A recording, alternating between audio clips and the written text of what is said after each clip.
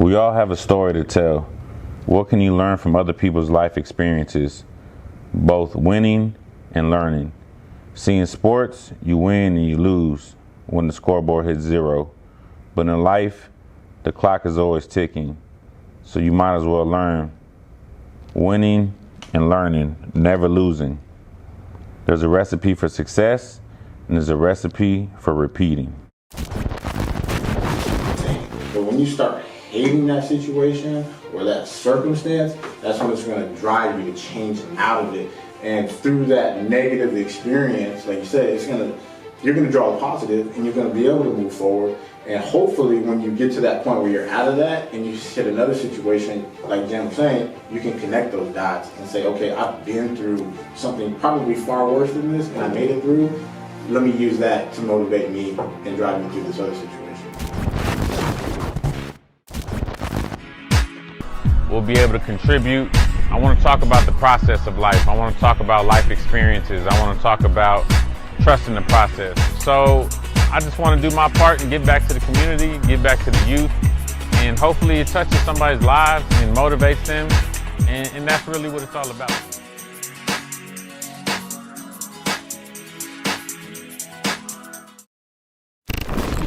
What's up, guys? Coach here, the real estate coach, Marc Mendez. I'm here with my 2 assistant coaches again. Chalk Talk, the open playbook of life.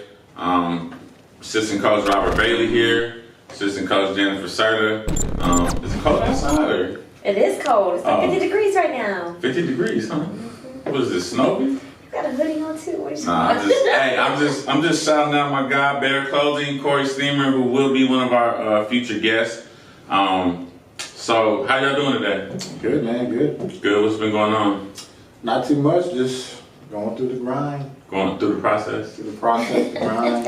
What's up with you, Coach Serda? That's it. Processing. The process. Are you you got any competitions you getting back into? October October time frame. Yeah. So you're gonna be real grumpy training me in the gym at that time, Yeah. huh? No carbs. She gets no carbs. She gets no nice. That's what it is. No nice. So hey guys, we appreciate y'all coming back and tuning in to the Chalk Talk. This week's episode 2, we're going to talk about adversity and mindset. Last week we talked about the process, and I think these are 2 foundational topics in order to keep going with what we're trying to do.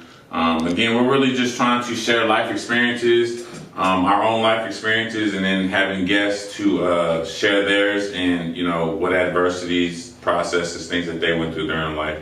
So just to start things off, I want to thank Alternative Solar for being our sponsor, allowing to use their facilities. I want to give a shout out to my guy Elliot at The Grind Never Stops. Follow him on Instagram at The Grind Never Stops. I got it. Look, get that right there. Look, I messed it up already. At Where Grind. Oh, I can't read. Here, how about you be the? At Where Grinding Never Stops. She has Productions. Did you have to draw that out like that? I did. But that's Elliot behind the mic, and that's his. He's got clothing. He's got some nice sweaters. He's got magnets. So check him out. He has a gift, and his gift may not be in front of the camera, but he's doing a great job for us. So I appreciate that. Just to jump into the episode, adversity. We all go through it at some point in our life. Some adversity is obviously greater than others, but that doesn't mean it's less than, right? So I'll start with you, Serda. What do you think what is adversity to you? Now, for me, adversity is just minor setbacks. You know, earlier in life, adversities were monumental. You know, but now that I'm mature, my thinking has developed a little bit. Adversity now for me is just small setbacks to keep me from getting to where I need to go. But my mindset is different, so. Ooh. You're touching on a lot of stuff already. I'm sorry. Mindset's different, so so we'll come back to that, right? Because Sure. you're saying adversity to you now is minor setbacks, right? Minor setbacks. Okay, so we'll get into that, because a lot of people, even a little bit of adversity is a major setback, right? and we'll talk about how to help people overcome that stuff. So Bailey, what is adversity to you? Adversity, to me, is opportunity. Any situation I look at in the past was a tough situation. I can see where I got better because of it. Yeah. So now when I do face a tough situation, I'm not going to lie, stress about it. But I ultimately know once I get through that, it's going to be a growth process. That's good. That's good. I think we probably might have learned this from one of our coaches, but adversity, I used to always tell us at Duville, adversity breeds champions. I'm a firm believer in that. Adversity, pain, valleys, whatever you choose to call it, right? And you said opportunity, you said minor setbacks. So I think we, as our experiences of life, have built up a tougher mindset maybe, and that's something we'll talk about. What do you think, Bailey, is the first step in overcoming adversity? Oh man, I mean, I think that's tough to say. A lot of adversity situations, it's kind of just you have to go through it. I mean, there's not going to be a specific situation for everybody in every phase or season of their life. They just come as they come. So the key is once you hit that point, just to keep moving forward. And like I just said, you're going to get stronger from that situation. You'll be able to reflect back whenever you hit another tough spot and realize, okay, I went through that. This is what I did. This is how I navigated through it. Let me push through this and let's just continue to move forward. Okay. So do you think there should be a certain, or do you think there is a certain amount of time? So we hit the adversity, we hit the wall, we hit the obstacle. Should there be a time to soak? Should there be a time for a little, I don't want to say self-pity, but like kind of be in your feelings, so to speak? I think it depends. To use the young people's terms, in your feelings? I think it depends on what the adversity is, you know? So if we're talking about adversity being something as far as I lock my keys in my car versus an adversity of a death in the family or loss of a loved one, you know, they're both adversities, two different realms. You know, so am I going to cry about my keys being locked? I might say a few choice words, but I'm not going to cry about it. No more choice words. No more choice you know, words. So I think it depends on the situation. I tell people this all the time, have some grace with yourself. Allow yourself that grieving process if it is. But at some point, you got to wipe your tears, you got to keep going, you know, and change the mindset. Like Bailey says, look at it as an opportunity, see the silver lining in it, and keep pushing through. Do you think locking your keys in the car is adversity? For that particular moment, it is adversity. You think so? It's going to set you back. It's going to set me back. So is that, okay, so let me ask this question then.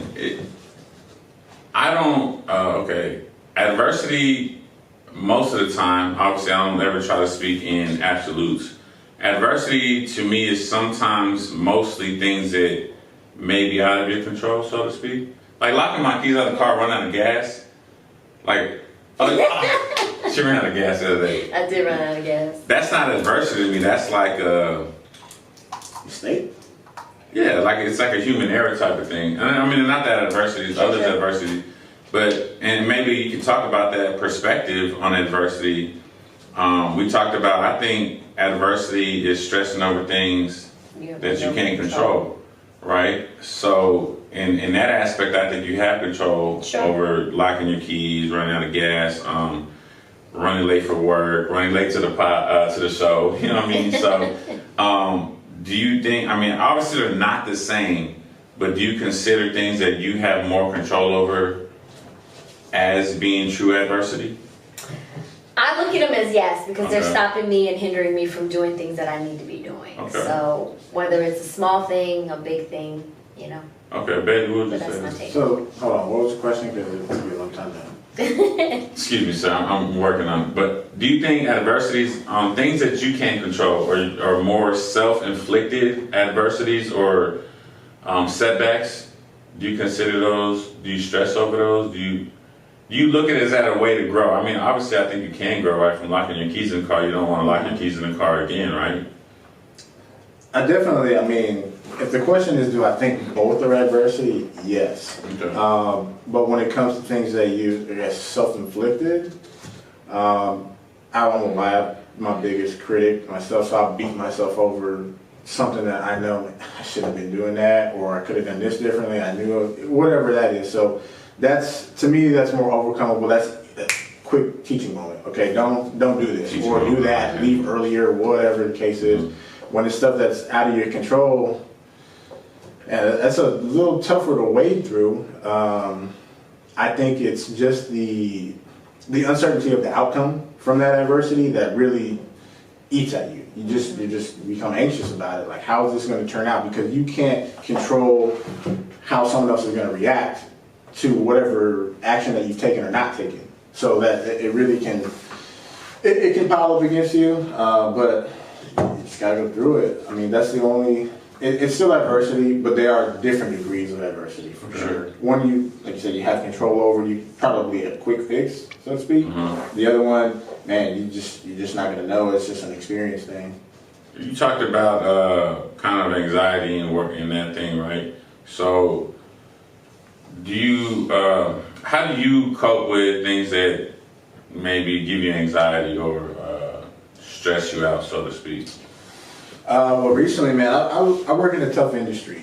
A lot of hours, dealing with a lot of things that are outside of my control, as much as I try to control them. One thing that I've started doing more for sure is trying to meditate. I found that I was waking up a lot in the middle of the night, and at those points, what would happen is I'd wake up, start thinking about everything I couldn't control the next morning, how much sleep I was going to get before I had to get up again. And I just started praying, man. To be honest, I would just pray for calming, just patience more than anything, just to take that off of me, because it's not anything I can control. It's out of my control. Whether you're a believer or not, it soothes me, for sure. And it may not be the fix for everybody, but the meditation, I mean, anybody can do that. Just trying to clear your mind, just push that negative out and realizing, you know what, however it turns out, that's how it was supposed to be, and there's nothing you can do about it. You've already taken the action that you've taken or not taken, and the cards are going to fall the way they will, and you're gonna come out of it for sure. Peace be still, right? Yeah. Peace be still. So, Serda, how do you deal with things that make you anxious or stressful? Normally, I'm a very high-strung person. So within the last year, something that I've been telling myself is, if it's not, and I'm sure we've all heard it, if it's not going to matter in 5 years, don't stress about it more than 5 minutes. And so taking on that mentality, taking on that mindset, when I feel myself getting worked up or anxious about something, that I'm like, in the grand scheme of life, is this really that important? Is this really enough to cause my peace right here, right now? And 99% of the time it's not, and so it's like, let it go. Why get worked up? Why have that energy? Because when you have that energy, I found I have that energy, my kids felt it, my family felt it, and they didn't ask for it, right. So for me, that's been one of the things that I've really, within the last year, just adopted, is to, you know what, if it's not gonna matter in 5 years, let it go.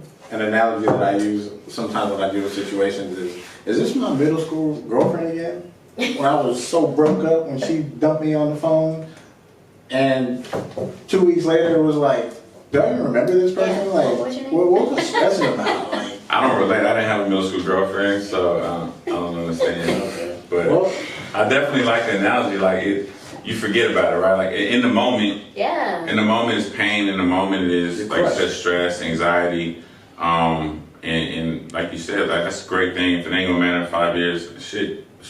And if it don't matter in 5-10 minutes, right? Like, Yeah. I mean, think Let about it that. go. I've seen like I don't know where I've said it a lot on it. I should probably check the stat on it, but 80% of the things that we worry about never come to fruition. That's true. Hypothetical. A lot of times we play out hypothetical situations in our mind and stress about things that don't even come into fruition. We stress about that. Yeah, no, But what? There's only two things guaranteed, right? Death and taxes. So everything else you should probably not stress. That's true. So. And taxes. What you mean taxes? Oh, and she's telling on herself.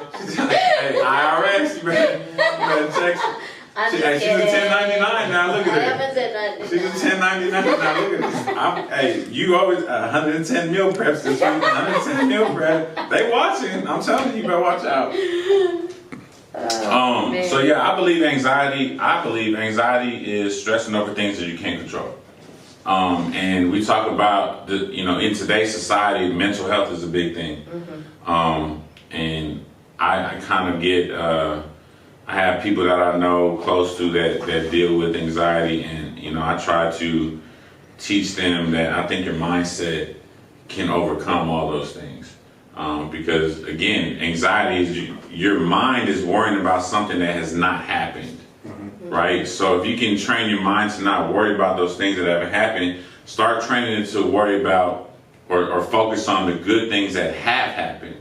Right? If we can try to put that out to society, to young, older people, then I think we live in a more healthier society, I think. So that's some of the things that I think we're missing. Bailey, what's probably your biggest adversity that you've maybe shaped your life or that you're dealing with now, either one? Shoot. When I was, I guess I was in kindergarten, I broke my leg. I just stepped off a swing and I just collapsed. I didn't know what was going on. I couldn't walk. 3-4 years later, I was still dealing with that. Turns out I had a cyst in my femur bone. It was, I guess, a pediatric cyst. It hollowed out the bone. It broke. There was nothing I could do about it. But as a kid at a very, very young age, I was facing some adversity. I mean, there were periods of time where they would go in, they would do surgery, try all kinds of different things, and I'd be in a body cast for 6 months, 8 months. I'm 6, 7 years old. You know what I'm saying? So that adversity really helped me when it came to when I did start playing sports, that I knew that this wasn't something that would always necessarily be there.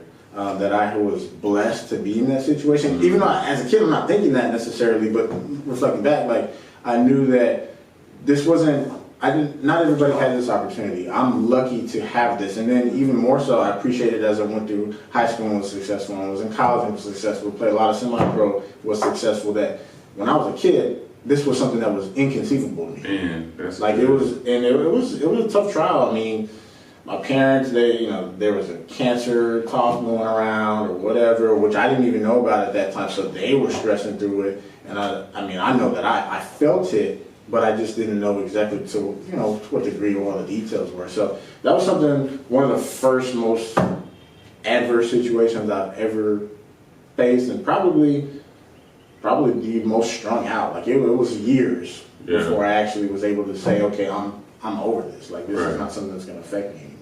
I think you said something, man. That's a good story. Do you think? Well, I think but just set it up. Like, do you think that fixed your mindset? Like you said, you had an appreciation after that.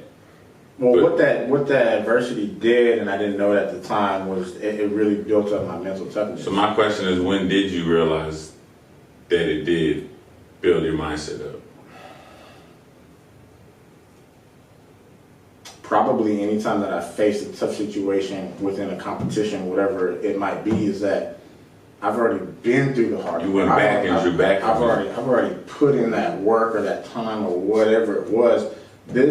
I'm prepared for this moment. Mm-hmm. Like, I'm one-on-one with this dude. He has no idea that I probably shouldn't even be here, but I'm ready for it. And whether, I win that one-on-one battle, it goes back to another case in point where it's have a short memory. It happened. The play happened. I didn't have any control over it. Whatever. On to the next. Mm-hmm. Like, let's just forget about that. Clean slate. I would think that was probably it when I would really be in a tough situation in a game or competition, or even if it was just a track meet, like somebody that I've been going against that maybe they got the better of me. They don't know what I've been through. Right. So this is my time to push through.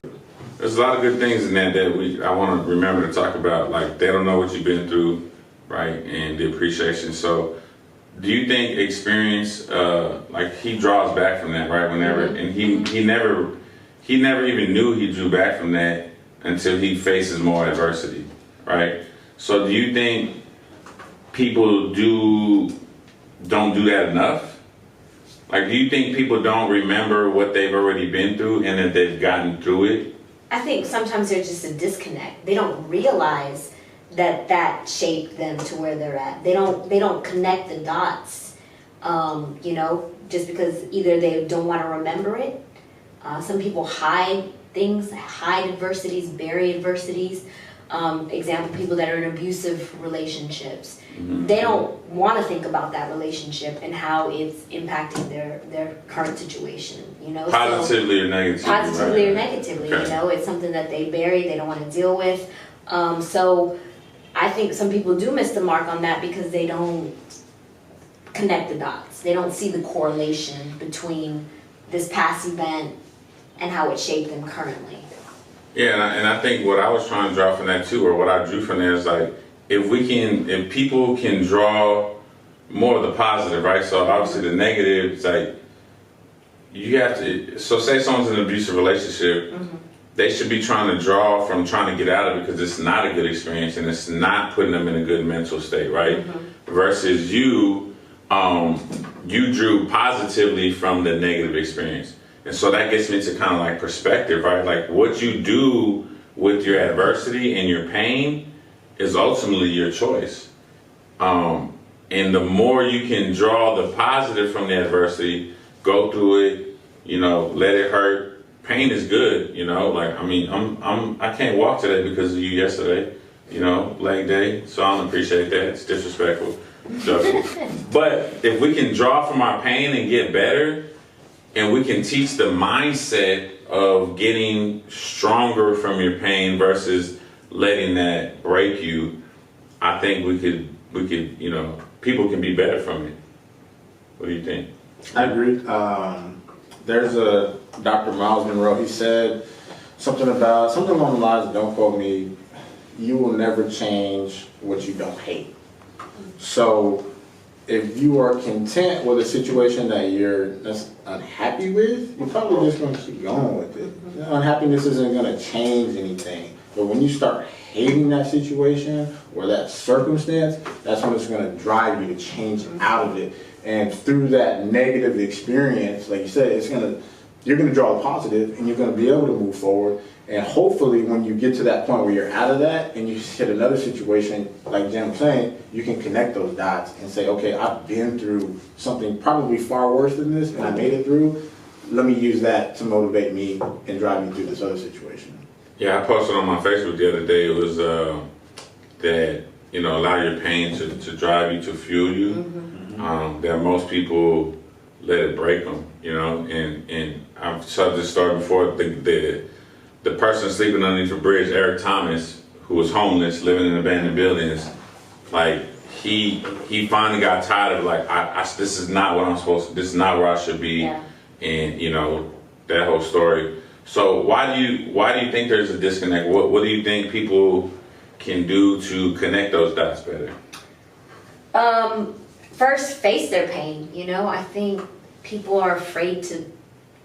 You don't want to keep picking at a scab because it hurts, but sometimes it's necessary, to kind of get it out of the way.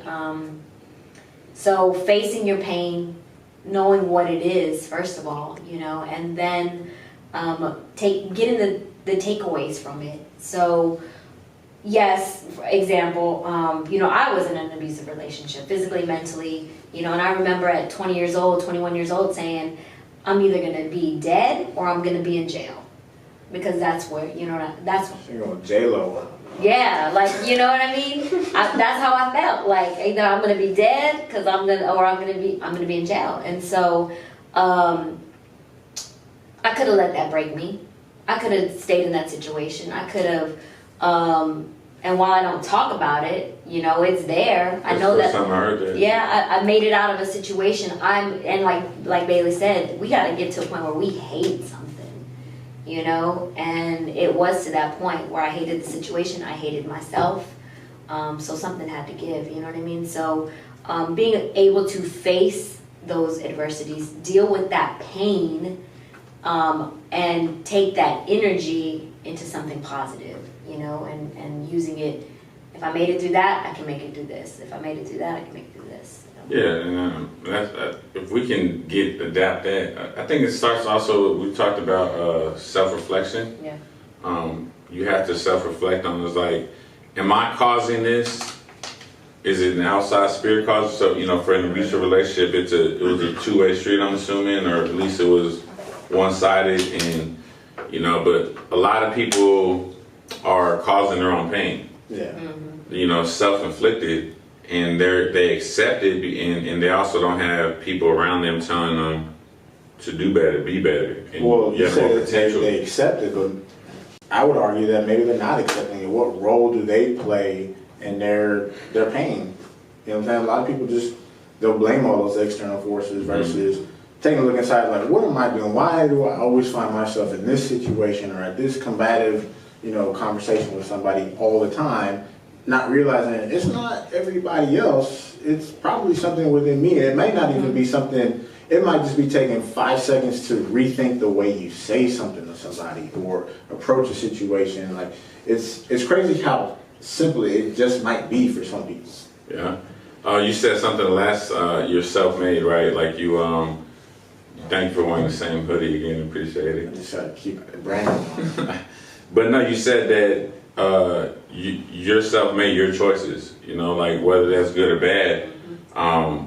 And the self-reflection part of that is key to that. So you're saying that people may not, I always tell people, like, I've seen people in bad relationships or bad habits or, you know, whatever. They go from job to job to job, and it's like, oh, they hated me. You know, as an athlete, it's like, man, I've seen you go to 3 different schools and you don't play because the coach hates you everywhere.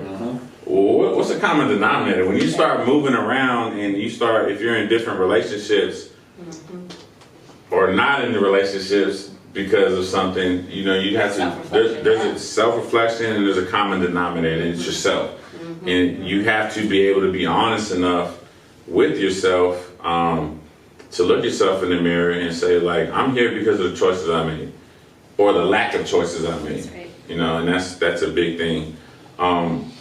So really quickly, how do we, again, this episode is about adversity and mindset. So what is the, how did you, Jen, strengthen your mindset? It came from self-love, you know, and then telling myself I wasn't the victim. You know, I think sometimes for myself, being the victim was an easy way for me to cope with things. But when I really took the internal look, I'm not the victim. I will not be the victim. That kind of helped me with the process. Do you think people play victim too much? I think that, and I don't want to say they play victim too much, but I feel like that's an easy out. Okay. Because of what society, you know, I mean, we're in a day of age now where, you know, growing up, I didn't know what anxiety was or depression was, and nowadays you hear 5-year-olds, 6-year-olds, 7-year-olds talking about, I need my meds, I need my, right. You know, and I'm like, I just felt like I had extra energy, I need to go play outside, you know, so I feel like we're given too many scapegoats. I was signed papers as a teacher. Hey, they have ADHD. Don't get me started on that topic because I think you're 100% right. Like we're a medicated society, right? Like that's instead of self-medicate, healthy. Self-love instead of internal, instead of meditation, holistic approaches. You know, it's now just become it's easy to play the victim because people allow you that out. You know, It's okay. Here's some meds. You're the victim. Absolutely. It'll be all right. You know. What kind of meds you take? I don't take nothing. Take the natural hot coffee. Coffee, yes.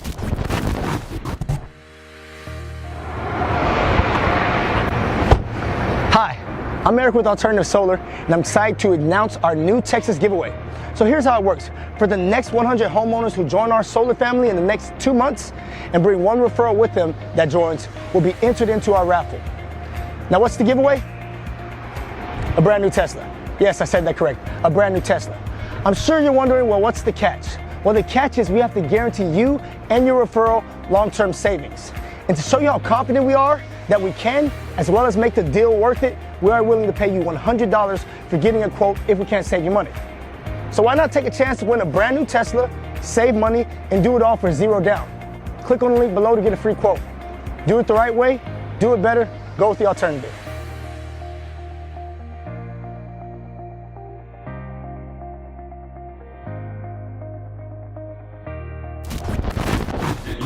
You were talking about self-love, and why is that important for people? Self-love for me, what I found recently is that I'm a giver, right? I love to pour into people all of the time. That is something that I find joy in. But then there comes to a point where you're so empty that you can't pour into others. Or You read my notes? or what you're pouring into others just doesn't have the same substance that it would have if you were pouring into yourself. Okay? So that's something that I had to learn for myself, is that, you know what, nobody's gonna take the time to invest in you like you are. Mm-hmm. That's where the self-love comes in. And it's a lot of pieces to it. It's physically, it's mentally, it's emotionally. I think that we missed the mark. I was missing the mark on that self-love piece. And I was looking for love in all the wrong places. In jobs, in relationships, romantic or friendships. Burying myself in work, you know, to fill a void. To avoid the other stuff? Well, to fill a void of love, right? But it should have been coming from self-love. From How did it work? How did you feel that would work? You know, for work, I get a sense of purpose. Okay. I'm a worker. I love staying busy. But then there comes to a point where I'm exhausted. Mm-hmm. You know, and I associated that with being productive. You know, so for me that was a form of love, right? I was getting gratification from that. But then it just came to a point where I had to self-love. I had to love myself enough to say, no, I can't, or set boundaries, or I can't work 12-hour days. I can't train you at 5 o'clock in the morning this week. So setting boundaries was a big part of self-love for me. Getting out of toxic relationships was a big part of self-love for me. So I think self-love is something that we definitely need to take the time and first ask ourselves, what is self-love for us? And then pour it back into ourselves so that we can effectively and efficiently pour into others. Yeah, so the Bible says you can't pour from an empty cup. That's right. So I'm very much like you and similar, and I think we're kind of all three. I'm a giver. I pour into people. I don't necessarily I don't worry about pouring into myself so much. Like, I don't know if that makes sense, because I do pour into myself. Like, but there's times where I do get so drained. It's like, who pours into me, right? You know, we have to have those people that pour into us. For me, it's an Eric Thomas. You know, it's a Robert Bailey, a Jennifer Serda. You know, my sister. There's people that you can plug into. I can plug into, and it's very few and far between. Because I do feel like with success comes, you know, E.T.'s video the other day. With success, some people are always asking what's next, right? And this is what's next for me right now, like giving back. And I didn't ever want to give back because I was like, I'm not even all the way full, because I'm always pouring into people, always, right? And so there's times where I literally I need to sleep.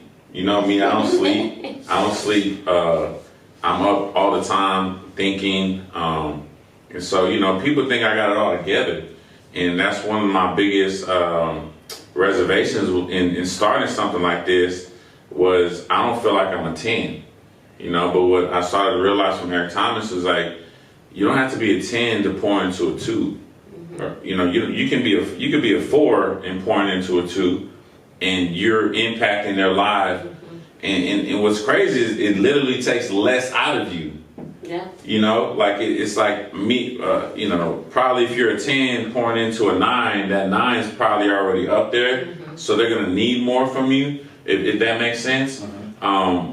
So being able to do this, I really just want to help impact some people that maybe don't know where to get started, don't know how to trust the process, don't have self-love, you know, self-worth anxiety, not enough mental toughness. So that's why we're doing this. But in myself, what you said, I didn't have enough self-love. And this is what I struggle with, confidence. Believe it or not, people think I'm like this super confident person, and I'm like, you know, you've seen, you know me for a long time, and I'm not. There's certain areas in our life that we're confident in. You know, if you want to talk football, you want to talk real estate, I'm super confident in those things. You want to talk about relationships? Hey, I can tell you how to treat a lady, but I can't tell you how to be in a relationship because I'm not very good at that. Like I haven't been in them enough. Like I always tell people don't do what they're not good at. Yeah. Nobody wants to do things. If I played soccer at 6'5", 320 pounds in high school, I probably wouldn't be very good, right? So I'd probably either be cut or not play, right? Or I was good at football because that's what matched me. Mm-hmm. If you're not good at something, if you're bad at a relationship, if you're bad at working out, you don't know where to start, you're bad at starting a business because you maybe not be the most self, you're not going to do it, right? But you can learn this stuff. You can strengthen your mindset to really get you to do those things better. Does that make sense? Mm-hmm. What do you think about that?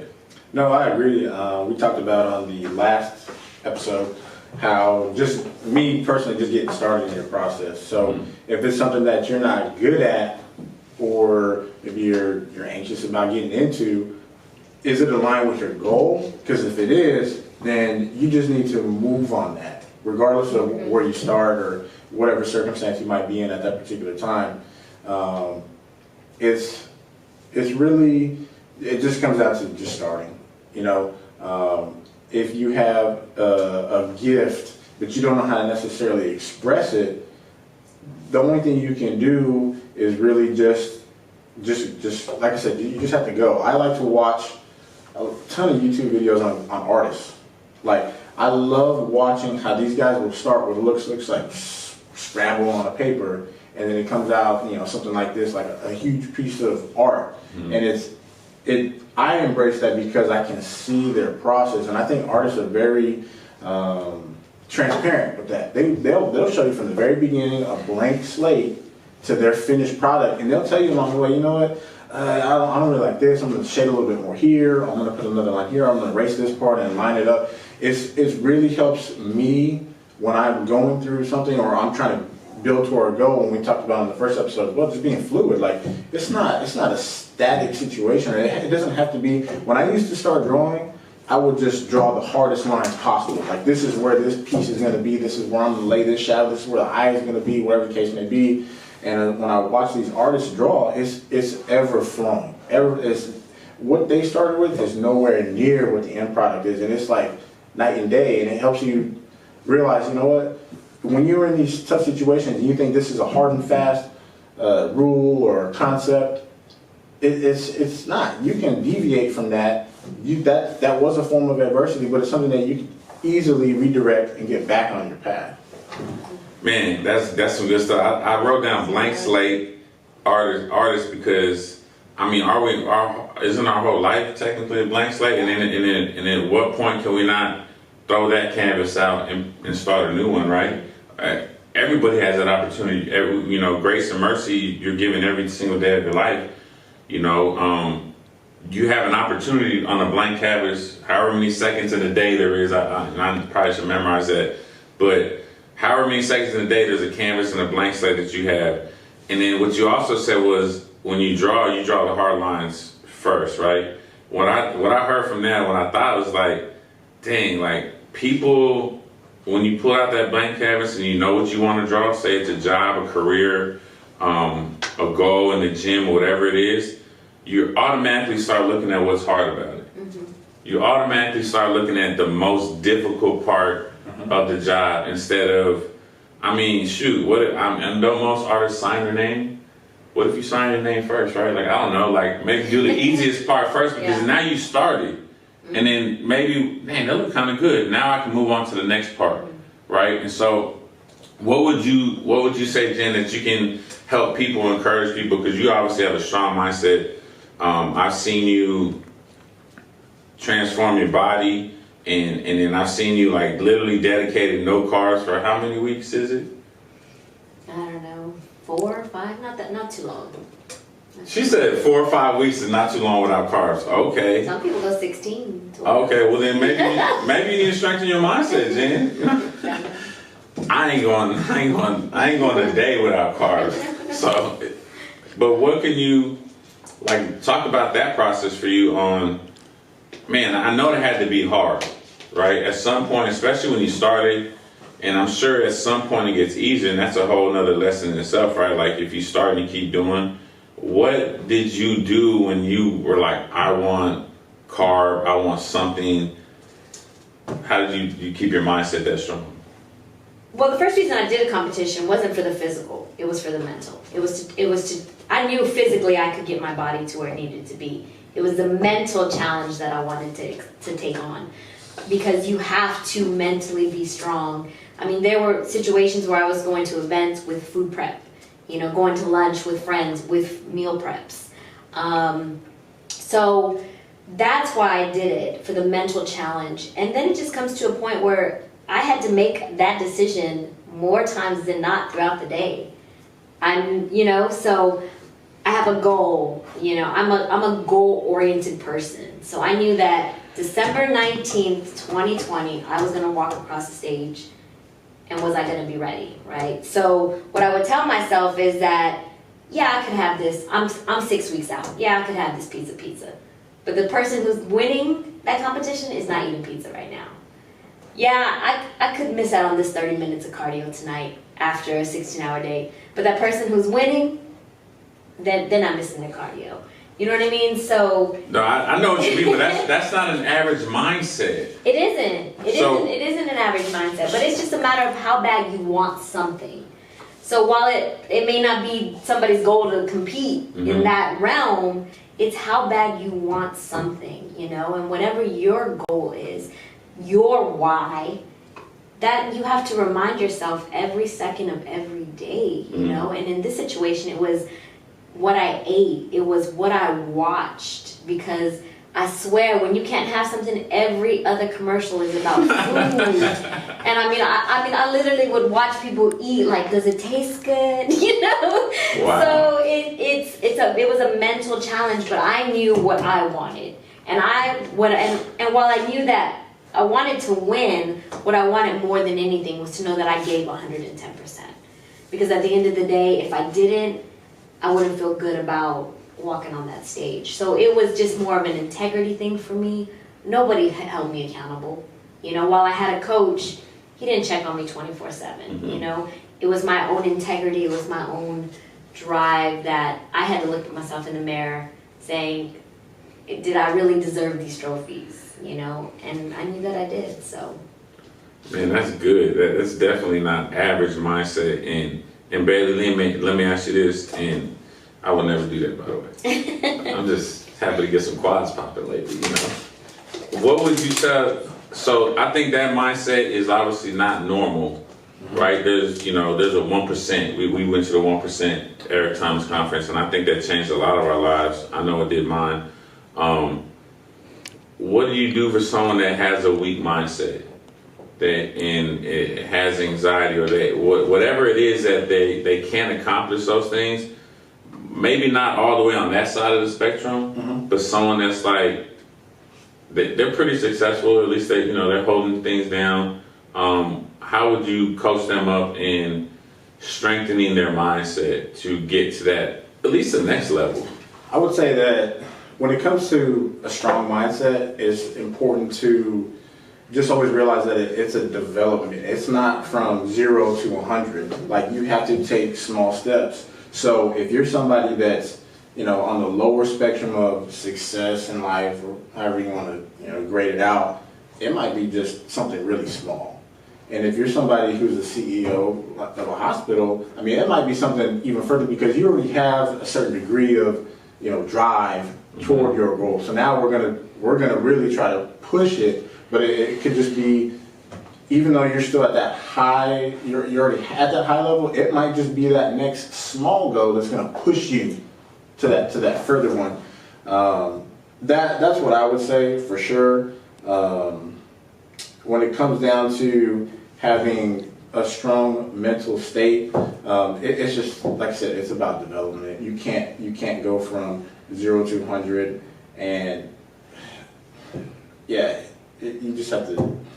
I don't know where I want this. No, you're good. You're good. I mean, I think when you talked about the why, it's about.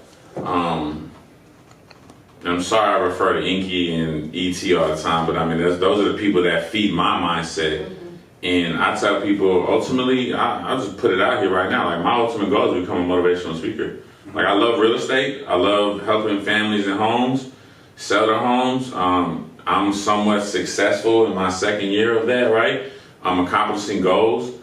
And people, like, around me in the business are like, man, how do you do it? I don't ever see you sleep. You know, it's like, it's a mindset, man. Like, it's a mindset. Somebody's feeding my mindset, and it's not the dude that is sleeping 12 hours a day, and you have to be careful, like you said, what you're watching, what you're feeding your mind. It's so, I mean, that's a whole deep conversation and stuff. What you watch and what you feed, what is spoken into your life, like, you got to be careful on who speaks stuff into your life. So, and I would say, I put it out there, I want to be a motivational speaker because spoken word is so big and powerful.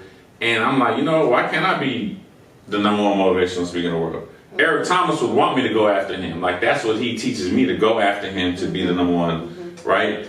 Really, it's not about being number one to me like that, but it's about impacting people's lives.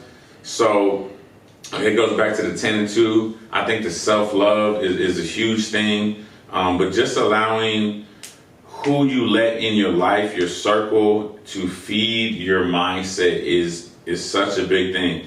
And what we have to be careful of is, a lot of the times, unfortunately, it's the people closest to us. It's true. Our family, It's true. our mother, our father. Again, going back to the last episode when we talked about generational curses, and it's not no faults of their own. It's not, they truly want what's best for you, but they just have a different approach on what they think that looks like. And it's very important to be confident in your mindset that what I'm doing is my purpose. It's my gift plus my why is equaling my purpose. And all that is starting to line up, and I think can line up for everybody if you find that why. You asked for coffee the last episode, and she said if I was gonna get coffee, and I'm like, my why wakes me up, my purpose wakes me up.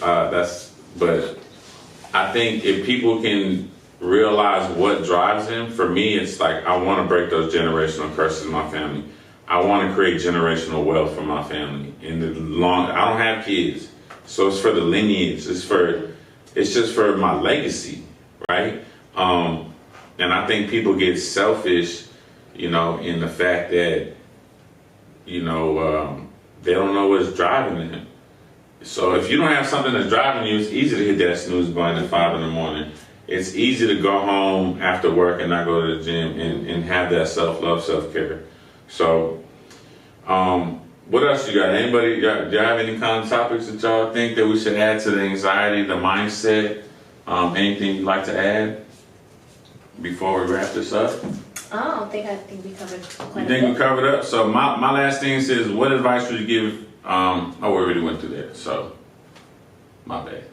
So I think we're gonna wrap. Yeah, we went through excuse us, little technical difficulties. Can you cut that out? So yeah, guys, I think overall for this episode, adversity and mindset, we're all gonna face adversity. We're all gonna face trials and tribulations at some point in our life, whether it's locking the keys out the car or whether it's being in a full body cast. What you draw from that adversity is going to shape your life. How you take that pain or that adversity or even that anxiety and allow it to positively the key word is positively shaped.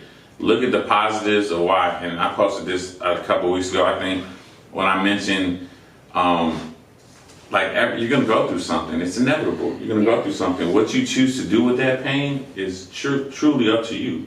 And if you can harness that into a positive way, then I think you can be more successful. You can have a stronger mindset and feed yourself some good people into your life, like a Eric Thomas, like a Inky Johnson, like a Chalk Talk show, you know. So I think we're gonna wrap up today. Hopefully we impacted some lives.